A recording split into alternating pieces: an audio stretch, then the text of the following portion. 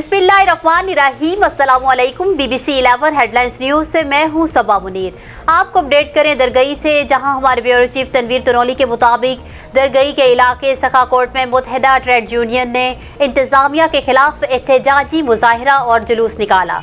जुलूस की क़यादत मुत्तहिदा trade union के सदर हमीद खान कर रहे थे। मुजाहिरीन ने ज़िला इंतज़ामिया के खिलाफ सख्त नारेबाजी की। मुजाहिरे से खिताब करते हुए सुल्तान ज़ेब, मौलाना शमसुल हक, हाजी नवाब खान, हाजी आलमगीर खान, अली रहमान, ताज बादशाह, हाजी जावेद खान और दिगर मुकर्रीन ने खिताब करते हुए कहा कि इंतज़ामिया आवाम को तहफ़्फ़ुज़ देने में मुकम्मल नाकाम हो चुकी है। इंतज़ामिया असर और रसूख की बिना पर बाअसर लोगों पर हाथ नहीं डालती। मुकर्रीन ने कहा कि आला हुकाम ने फौरी इस वाक़े में मुलव्विस इंतज़ामिया के खिलाफ एक्शन ना लिया तो तमाम तहसील दरगई, सखा कोट और बटखेला के तमाम ताजरान इंतज़ामिया के खिलाफ मुकम्मल पहिया जाम हड़ताल करेंगे। मुकर्रीन ने मज़ीद कहा कि शहरियों को दरपेश बाहमी बैठक अफ़हाम तफ़हीम से हल करना है, जंगो जिदाल मसाइल का हल नहीं। न्यूज़ स्टूडियो से फिल वक्त इतना ही।